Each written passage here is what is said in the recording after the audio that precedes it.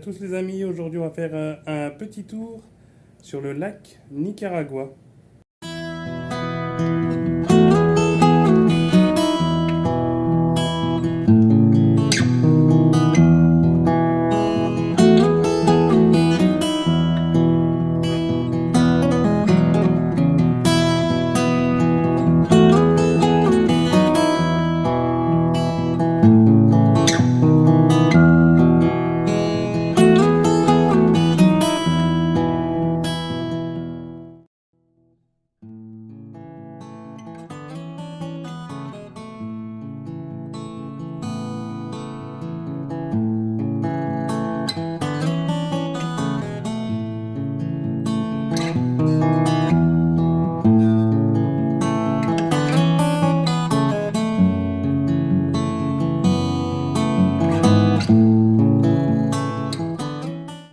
Ok les amis, là on va embarquer sur un bateau pour faire le tour de plusieurs petites îles sur le lac Nicaragua.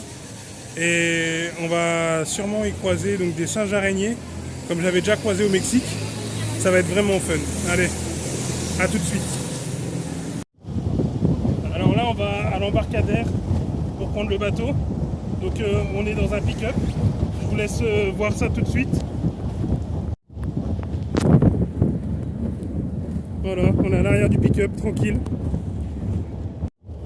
Et du coup, direction le bateau.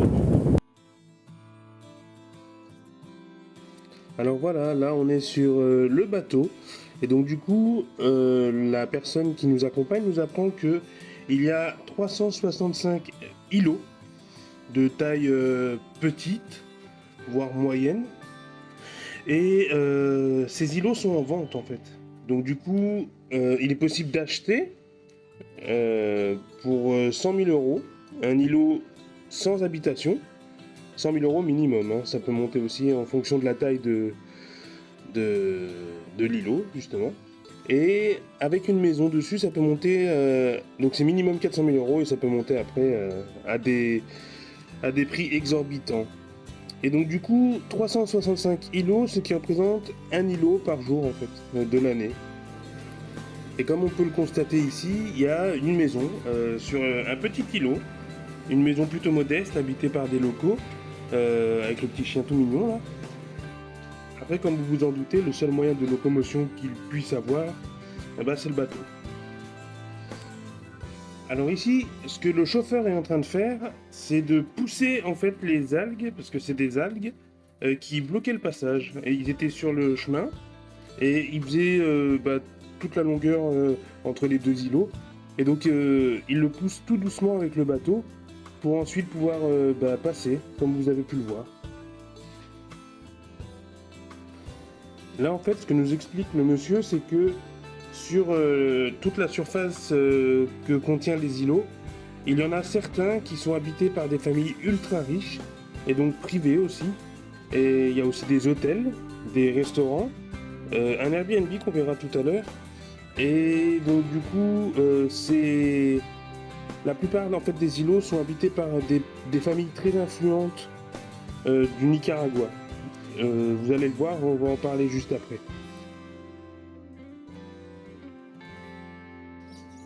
Et là, on a une vue magnifique sur le lac Nicaragua qui est tout simplement gigantesque, hein.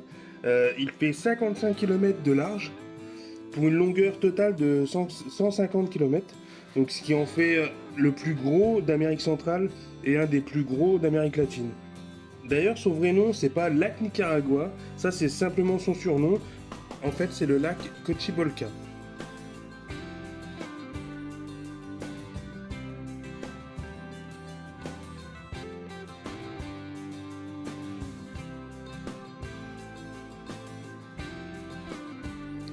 Donc là, on arrive sur la première île habitée par une famille plutôt riche.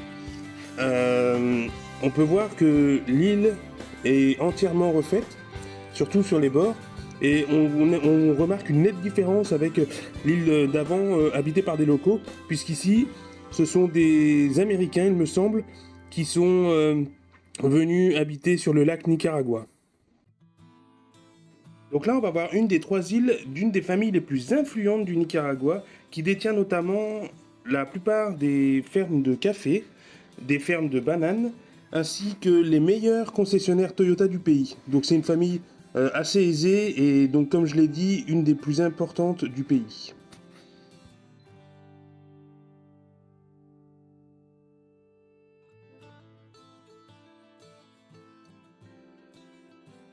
Donc là, on a une île en location. Elle est allouée pour une nuit ou plusieurs jours. Et elle est disponible sur le site Airbnb.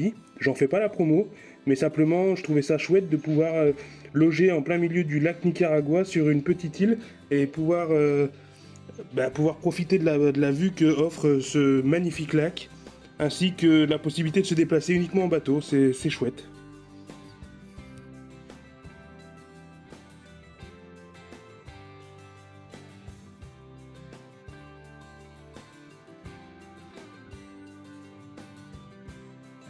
Là, on a la deuxième île de la famille importante que j'ai parlé précédemment. On peut voir que c'est assez caché, mais alors c'est magnifique. C'est très rustique et authentique, même si je me doute que franchement la construction est importante au sein de l'île. Petite information, au milieu, il y a un héliport.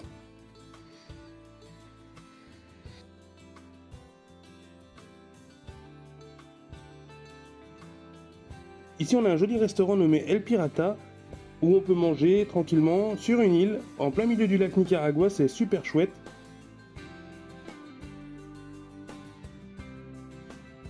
Il y a aussi un accès à une piscine comme on peut voir, et franchement, je trouve ça super fun.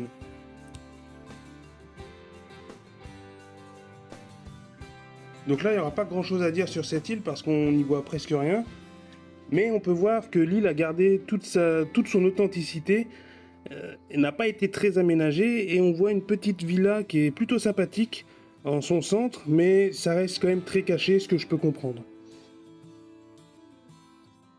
Là, pareil, pas grand chose de très intéressant à dire, si ce n'est que c'est une famille de Canadiens qui a voulu s'échapper un peu de leur vie quotidienne et ils sont venus habiter sur le lac Nicaragua. Ils ont fait construire cette belle petite maison et je pense qu'ils ont une vie vraiment paisible ici. Franchement, ça donne envie.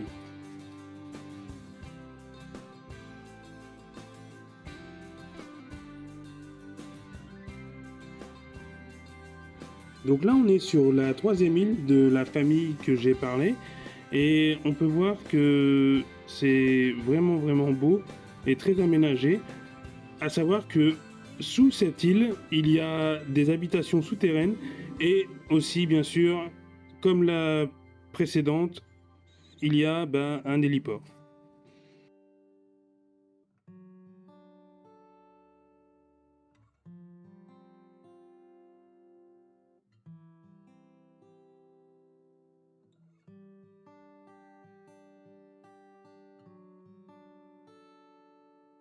Alors, ce que je remarque de plus en plus, c'est que les îles privées habitées par des gens plutôt aisés sont souvent très aménagées, mais perdent aussi un peu de leur charme parce que, comme on voit, il y a aussi beaucoup de béton pour maintenir un peu tout ça. Et c'est joli, mais voilà, ça reste moins authentique qu'une île qui n'aurait pas subi de modification.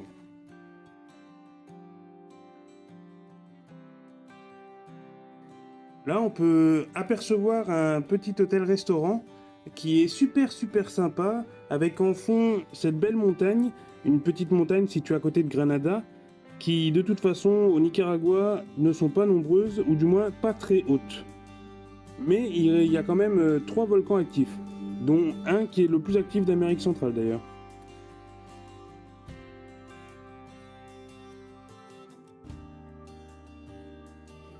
Donc là, on arrive au moment magique de notre tour sur le lac Nicaragua, puisque on s'est approché de l'île aux singes, comme vous pouvez le voir, des singes araignées. Ça m'a fortement rappelé mon passage à Ciudad del Carmen au Mexique, puisque on avait été visiter avec Esteban une réserve naturelle avec des singes araignées en liberté, et on avait pu serrer leurs mains, et c'est un moment tellement intense et tellement magique que je pense que je m'en souviendrai toute ma vie. Il est resté gravé à jamais dans mon cerveau.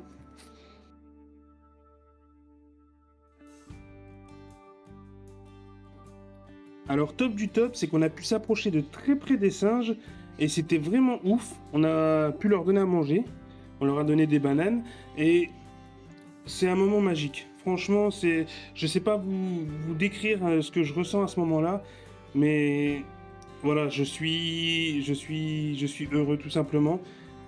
Et pouvoir leur donner à manger, les approcher de si près, c'est magique. Voilà, c'est tout simplement magique. Et c'est d'autant plus grave pour moi que il faut savoir que ces petites bêtes qui ne demandent rien à personne, ces petits singes, sont menacés par l'être humain. Et c'est pas les seuls hein, d'ailleurs, hein. Il y a beaucoup de singes dans ces cas-là. Et savoir qu'on a un ancêtre commun et donc du coup que c'est l'animal qui se rapproche le plus de nous rend quand même ça triste parce que on n'a aucune limite quoi. L'être humain n'a aucune limite et c'est triste. Ça met en cause quand même la destruction de notre environnement et nous laisse quand même réfléchir sur notre avenir. Franchement, c'est triste. Je veux pas faire le scientifique et le biologique sur cette vidéo, mais ça me laisse réfléchir sur notre avenir, malheureusement.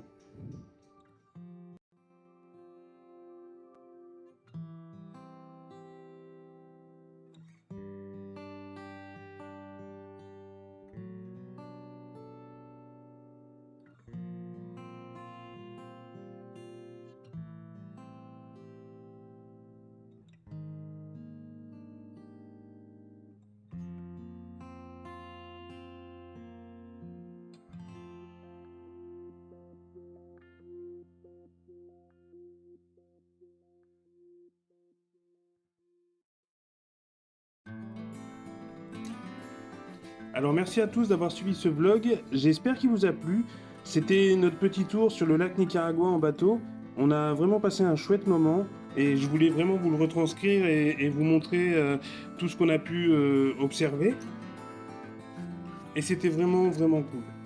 N'hésitez pas à liker et commenter la vidéo, ainsi qu'à activer la cloche de notification. Ça me permettra d'être dans vos notifications et c'est important pour moi. Et moi je vous dis à la prochaine pour la suite des aventures en Amérique latine.